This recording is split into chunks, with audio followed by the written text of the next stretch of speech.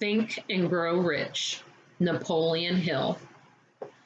Chapter 5, Specialized Knowledge. Personal experiences or observations. The fourth step toward riches. There are two kinds of knowledge. One is general, the other is specialized. General knowledge, no matter how great in quantity or variety it may be, is of but little use in the accumulation of money. The faculties of the great universities possess, in the aggregate, practically every form of general knowledge known to civilization. Most of the professors have but little or no money. They specialize on teaching knowledge, but they do not specialize on the organization or the use of knowledge. Knowledge will not attract money unless it is organized and intelligently directed through practical plans of action to the definite end of the accumulation of money. Lack of understanding of this fact has been the source of confusion to millions of people who falsely believe that knowledge is power. It is nothing of the sort. Knowledge is only potential power. It becomes power only when and if it is organized into definite plans of action and directed to a definite end. This missing link in all systems of education known to civilization today may be found in the failure of educational institutions to teach their students how to organize and use knowledge after they acquire it.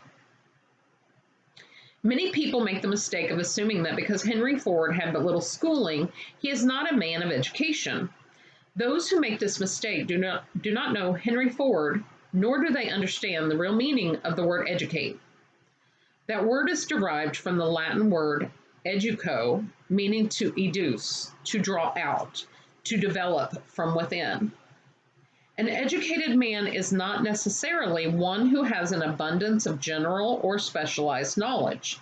An educated man is one who has so developed the faculties of his mind that he may acquire anything he wants, or its equivalent, without violating the rights of others. Henry Ford comes well within the meaning of this definition. During the World War, a Chicago newspaper published certain editorials in which, among other statements, Henry Ford was called an ignorant pacifist. Mr. Ford objected to the statements and brought suit against the paper for libeling him. When the suit was tried in the courts, the attorneys for the paper pleaded justification and placed Mr. Ford himself on the witness stand for the purpose of proving to the jury that he was ignorant.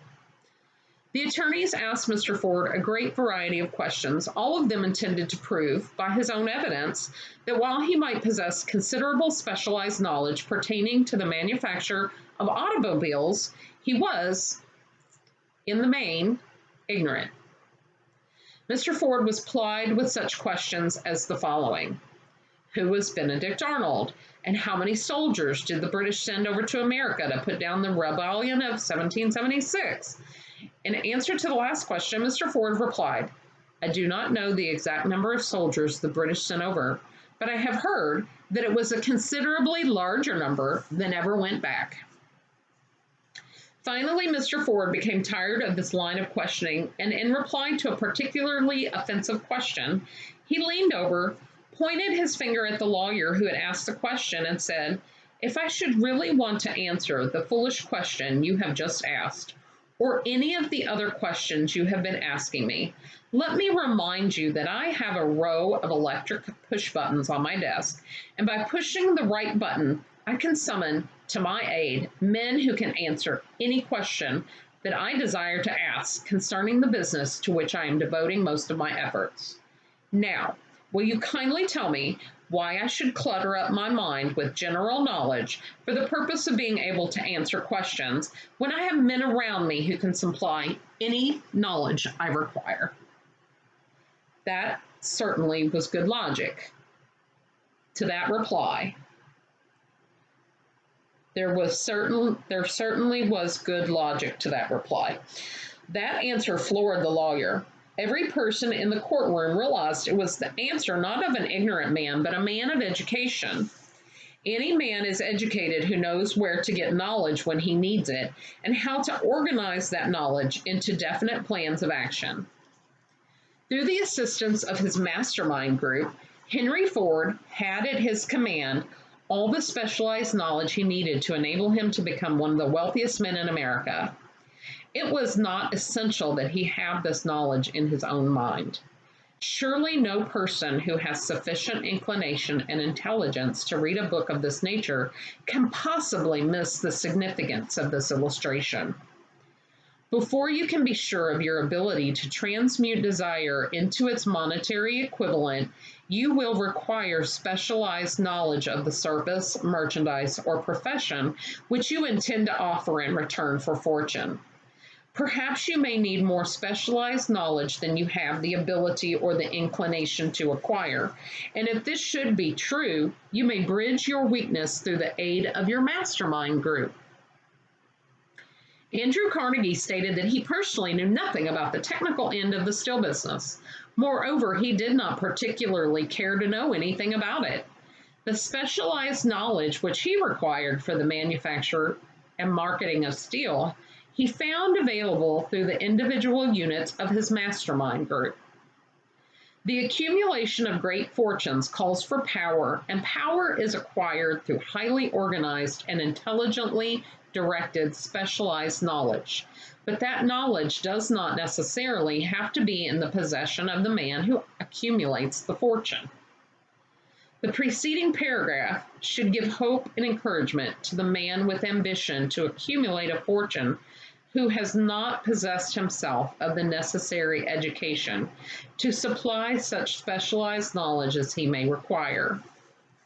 Men sometimes go through life suffering from inferiority complexes because they are not men of education. The man who can organize and direct a mastermind group of men who possess knowledge useful in the accumulation of money is just as much a man of education as any man in the group. Remember this if you suffer from a feeling of inferiority because your schooling has been limited. Thomas A. Edison had only 3 months of schooling during his entire life. He did not lack education, neither did he die poor. Henry Ford had less than a 6th grade schooling, but he has managed to do pretty well by himself financially. Specialized knowledge is among the most plentiful and the cheapest forms of service which may be had. If you doubt this, consult the payroll of any university. It pays to know how to purchase knowledge. First of all, decide the sort of specialized knowledge you require and the purpose for which it is needed. To a large extent, your major purpose in life, the goal toward which you are working, will help determine what knowledge you need.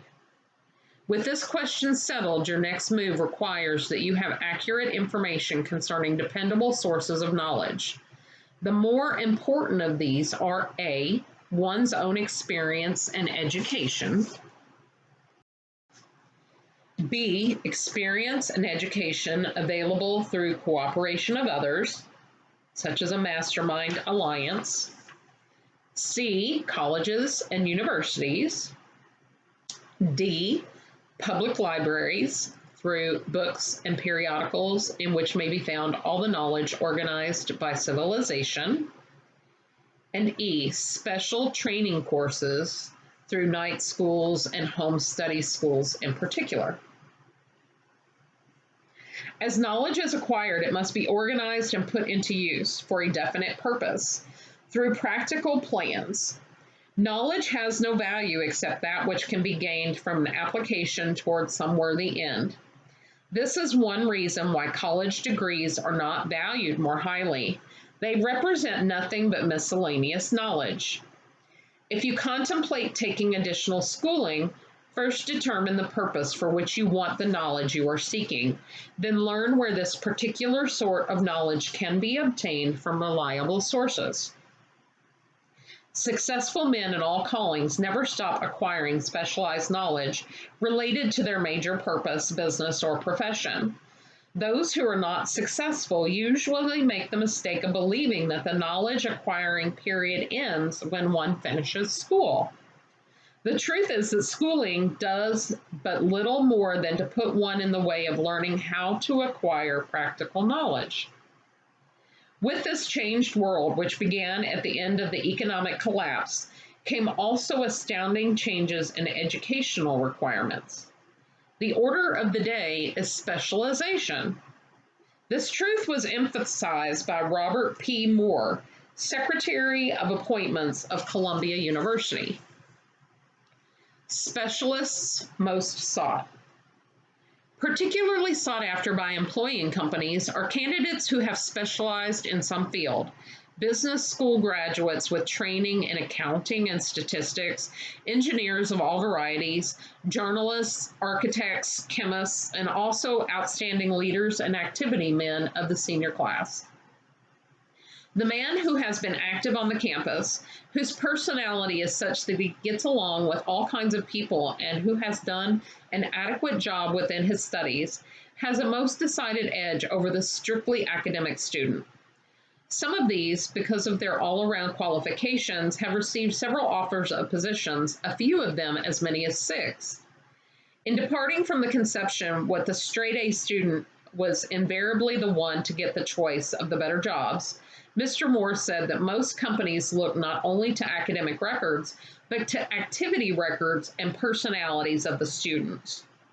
One of the largest industrial companies, the leader in its field, in writing to Mr. Moore concerning prospective seniors at the college, said, "We are interested primarily in finding men who can make exceptional progress in management work.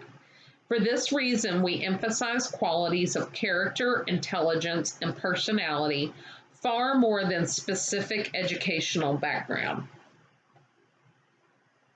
Apprenticeship proposed.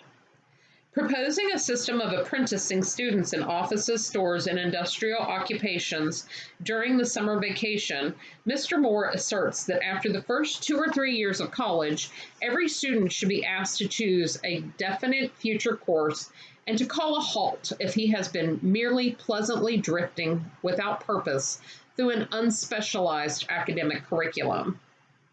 Colleges and universities must face the practical consideration that all professions and occupations now demand specialists, he said, urging that educational institutions accept more direct responsibility for vocational guidance. One of the most reliable and practical sources of knowledge available to those who need specialized schooling is the night schools operated in most large cities. The correspondence schools give specialized training anywhere the U.S. mail goes on all subjects that can be taught by the extension method. One advantage of home study training is the flexibility of the study program, which permits one to study during spare time. Another stupendous advantage of home study training, if the school is carefully chosen, is the fact that most courses offered by home study schools carry with them generous privileges of consultation, which can be of priceless value to those needing specialized knowledge. No matter where you live, you can share the benefits. Anything acquired without effort and without cost is generally unappreciated, often discredited. Perhaps this is why we get so little from our marvelous opportunity in public schools. The self-discipline one receives from a definite program of specialized study makes up to some extent for the wasted opportunity when knowledge was available without cost. Correspondence schools are highly organized business institutions. Their tuition fees are so low that they are forced to insist upon prompt payments. Being asked to pay, whether the student makes good grades or poor, has the effect of causing one to follow through with the course when he would otherwise drop it.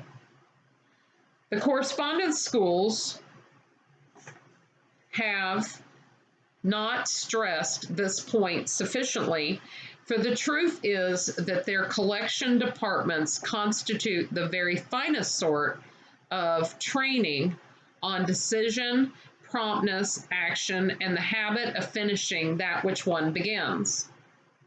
I learned this from experience more than 25 years ago. I enrolled for a home study course in advertising, After completing 8 or 10 lessons, I stopped studying, but the school did not stop sending me bills. Moreover, it insisted upon payment, whether I kept up with my studies or not. I decided that if I had to pay for the course, which I had legally obligated myself to do, I should complete the lessons and get my money's worth. I felt at the time that the collection system of the school was somewhat too well organized, but I learned later in life that it was a valuable part of my training for which no charge had been made. Being forced to pay, I went ahead and completed the course. Later in life, I discovered that the efficient collection system of that school had been worth much in the form of money earned because of the training in advertising I had so reluctantly taken.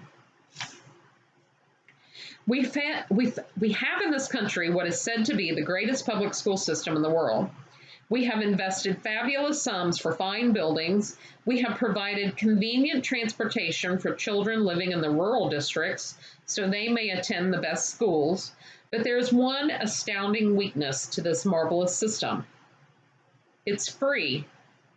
One of the strange things about human beings is that they value only that which has a price. The free schools of America and the free public libraries do not impress people because they are free. This is the major reason why so many people find it necessary to acquire additional training after they quit school and go to work. It is also one of the major reasons why employers give greater consideration to employees who take home study courses. They have learned from experience that any person who has the ambition to give up a part of his spare time to studying at home has in him those qualities which make for leadership. This recognition is not a charitable gesture. It is sound business judgment upon the part of the employers. There is one weakness in people for which there is no remedy. It is the universal weakness of the lack of ambition. Persons, especially salaried people, who schedule their spare time to provide for home study, seldom remain at the bottom very long. Their action opens the way for the upward climb, removes many obstacles from their path, and gains the friendly interest of those who have the power to put them in the way of opportunity. The home study method of training is especially suited to the needs of employed people who find, after leaving school, that they must acquire additional specialized knowledge but cannot spare the time to go back to school. The changed economic conditions prevailing since the Depression have made it necessary for thousands of people to find additional or new sources of income. For the majority of these, the solution to their problem may be found only by acquiring specialized knowledge. Many will be forced to change their occupations entirely. When a merchant finds that a certain line of merchandise is not selling, he usually supplants it with another that is in demand.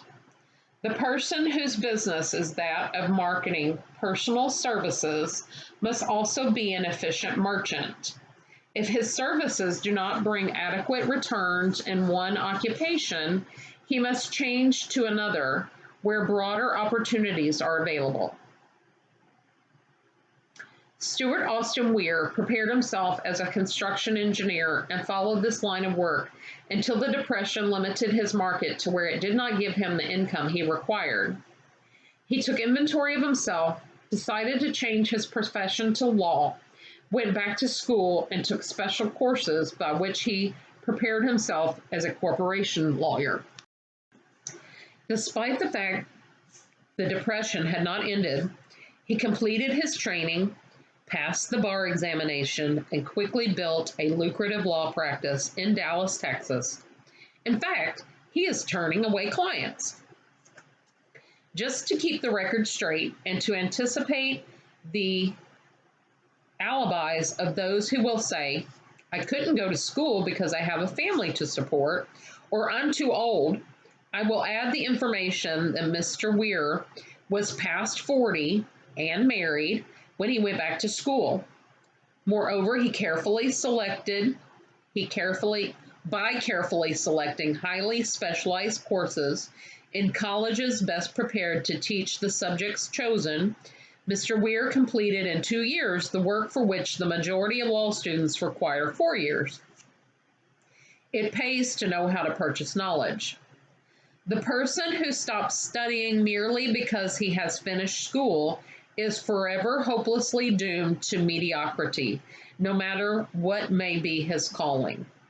The way of success is the way of continuous pursuit of knowledge. Let us consider a specific instance. During the Depression, a salesman in a grocery store found himself without a position. Having had some bookkeeping experience, he took a special course in accounting, familiarized himself with all the latest bookkeeping and office equipment, and went into business for himself. Starting with the grocer for whom he had formerly worked, he made contracts with more than 100 small merchants to keep their books at a very nominal monthly fee. His idea was so practical that he soon found it necessary to set up a portable office and a light delivery truck, which he equipped with modern bookkeeping machinery. He now has a fleet of bookkeeping offices on wheels and employs a large staff of assistants, thus providing small merchants with accounting service equal to the best that money can buy at very nominal cost. Specialized knowledge plus imagination were the ingredients that went into this unique and successful business. Last year, the owner of that business paid an income tax of almost 10 times as much as he was paid by the merchant for whom he worked when the Depression forced upon him a temporary adversity which proved to be a blessing in disguise. The beginning of this successful business was an idea. Inasmuch as I had the privilege of supplying the unemployed salesman with that idea, I now assume the further privilege of suggesting another idea, which has within it the possibility of even greater income. Also, the possibility of rendering useful service to thousands of people who badly needed that service. The idea was suggested by the salesman who gave up selling and went into the business of keeping books on a wholesale basis. When the plan was suggested as a solution of his unemployment problem, he quickly exclaimed, "I like the idea, but I would not know how to turn it into cash." In other words, he complained he would not know how to market his bookkeeping knowledge after he acquired it. So that brought up another problem which had to be solved. With the aid of a young woman typist, clever at hand lettering, and who could put the story together, a very attractive book was prepared describing the advantages of the new system of bookkeeping. The pages were neatly typed and pasted in an ordinary scrapbook, which was used as a silent salesman with which the story of this new business was so effectively told that its owner soon had more accounts than he could handle. There are thousands of people all over the country who need the services of a merchandising specialist capable of preparing an attractive brief for use in marketing personal services. The aggregate annual income from such a service might easily exceed that received by the largest employment agency, and the benefits of the service might be made far greater to the purchaser than any to be obtained from an employment agency. The idea here described is born of necessity, to bridge an emergency which had to be covered, but it did not stop by merely serving one person. The woman who created the idea has a keen imagination. She saw in her newly born brainchild the making of a new profession, one that is destined to render valuable service to thousands of people who need practical guidance in marketing personal services. Spurred to action by the instantaneous success of her first prepared plan to market personal services, this energetic woman turned next to the solution of a similar problem for her son, who had just finished college but had been totally unable to find a market for his services. The plan she originated for his use was the finest specimen of merchandising of personal services I have ever seen. When the plan book had been completed, it contained nearly 50 pages of beautifully typed, properly organized information, telling the story of her son's native ability, schooling, personal experiences, and a great variety of other information too extensive for description. The plan book also contained a complete description of the position her son desired, together with a marvelous word picture of the exact plan he would use in filling the position.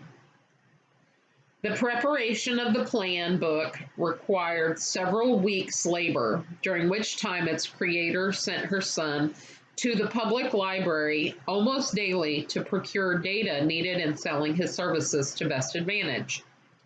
She sent him also to all the competitors of his prospective employer and gathered from them vital information concerning their business methods, which was of great value in the formation of the plan he intended to use in filling the position he sought.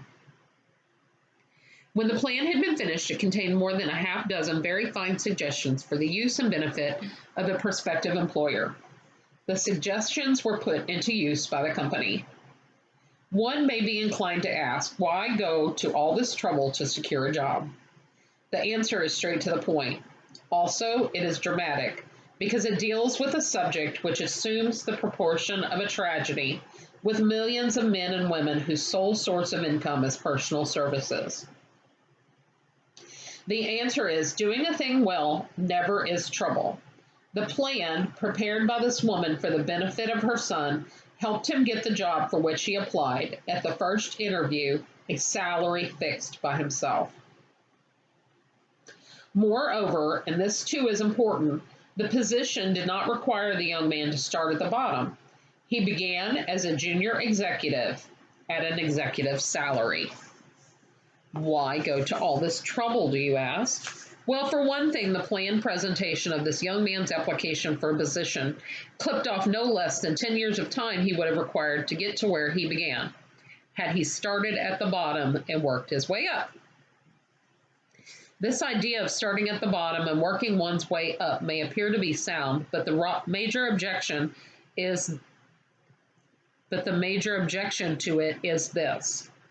Too many of those who begin at the bottom never manage to lift their heads high enough to be seen by opportunity, so they remain at the bottom. It should be remembered also that the outlook from the bottom is not so very bright or encouraging. It has a tendency to kill off ambition. We call it getting into a rut, which means that we accept our fate because we form the habit of daily routine. A habit that finally becomes so strong, we cease to try to throw it off. And that is another reason why it pays to start one or two steps above the bottom. By so doing, one forms the habit of looking around, of observing how others get ahead, of seeing opportunity, and of embracing it without hesitation. Dan Halpin is a splendid example of what I mean. During his college days, he was manager of the famous 1930 national championship Notre Dame football team when it was under the direction of the late Knute Rockne. Perhaps he was inspired by the great football coach to aim high and not mistake temporary defeat for failure, just as Andrew Carnegie, the great industrial leader, inspired his young business lieutenants to set high goals for themselves. At any rate, young Halpin finished college at a mighty unfavorable time when the Depression had made jobs scarce, so after a fling at investment banking and motion pictures, he took the first opening with a potential future he would find selling electrical hearing aids on a commission basis. Anyone could start in that sort of job, and Halpin knew it, but it was enough to open the door of opportunity to him. For almost 2 years, he continued in a job not to his liking, and he would never have risen above that job if he had not done something about his dissatisfaction. He aimed first at the job of assistant sales manager of his company and got the job. That one step upward placed him high enough above the crowd to enable him to see still greater opportunity.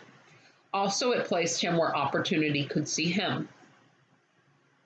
He made such a fine record selling hearing aids that A.M. Andrews, chairman of the board of the Dictograph Products Company, a business competitor of the company for which Halpin worked, wanted to know something about that man, Dan Halpin, who was taking big sales away from the long-established dictograph company.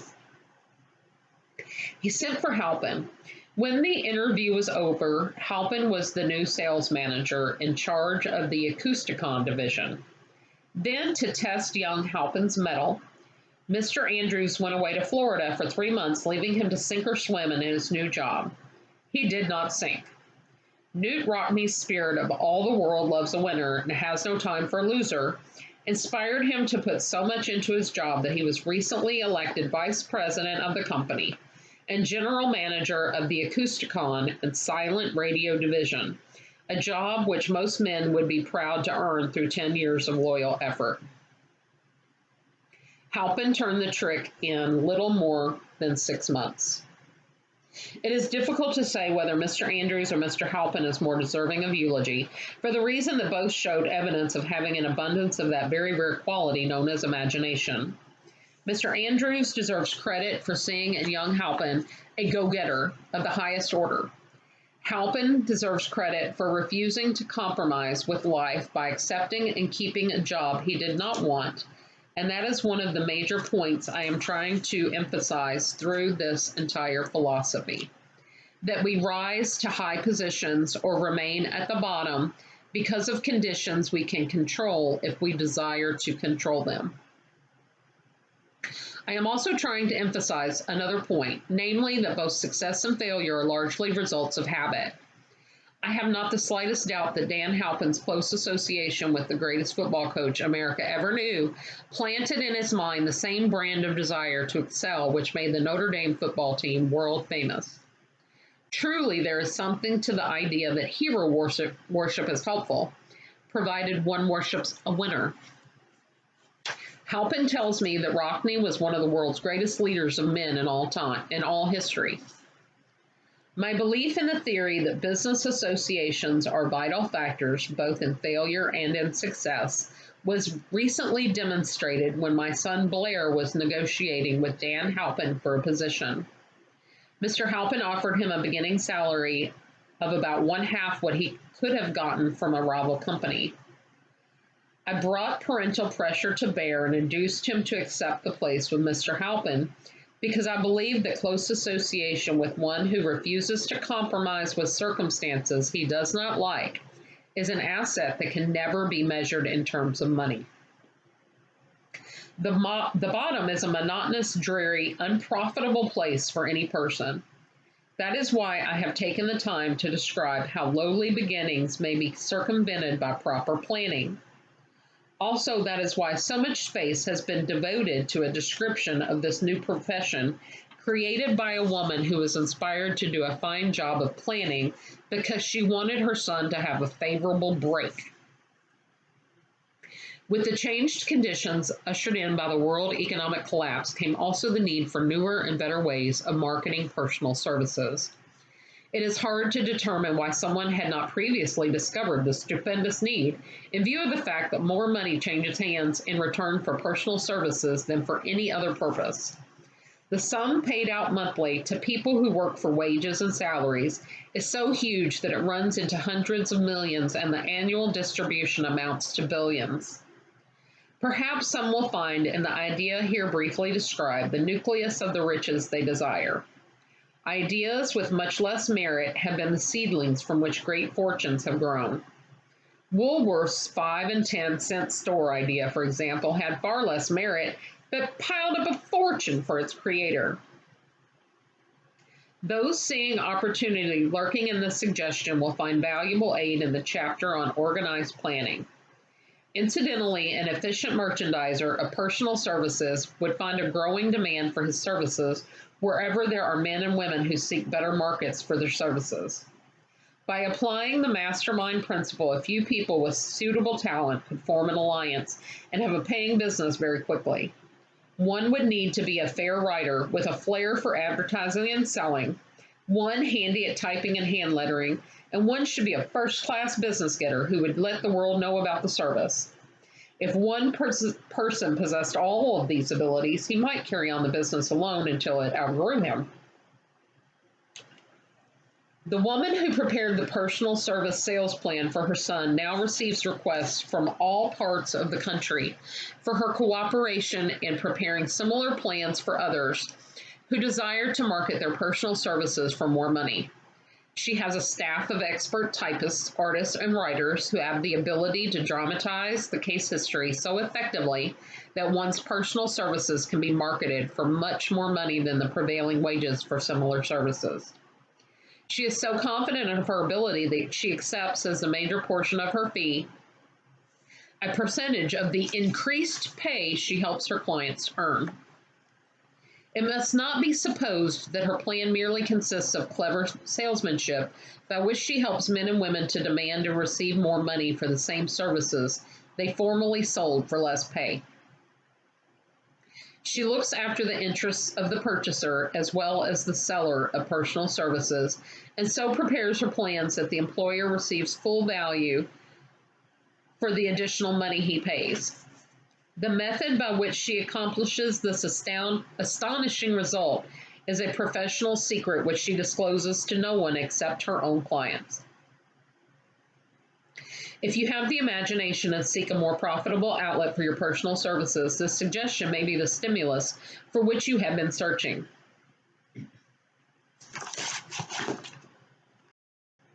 The idea is capable of yielding an income far greater than that of the average doctor, lawyer, or engineer whose education acquired several years in college. The idea is saleable to those seeking new positions in practically all positions calling for managerial or executive ability, and those desiring rearrangement of incomes in their present positions. There is no fixed price for sound ideas. Back of all ideas is specialized knowledge. Unfortunately, for those who do not find riches in abundance, specialized knowledge is more abundant and more easily acquired than ideas. Because of this very truth, there is a universal demand and an ever-increasing opportunity for the person capable of helping men and women to sell their personal services advantageously. Capability means imagination, the one quality needed to combine specialized knowledge with ideas in the form of organized plans designed to yield riches. If you have an imagination, this chapter may present you with an idea sufficient to serve as the beginning of the riches you desire.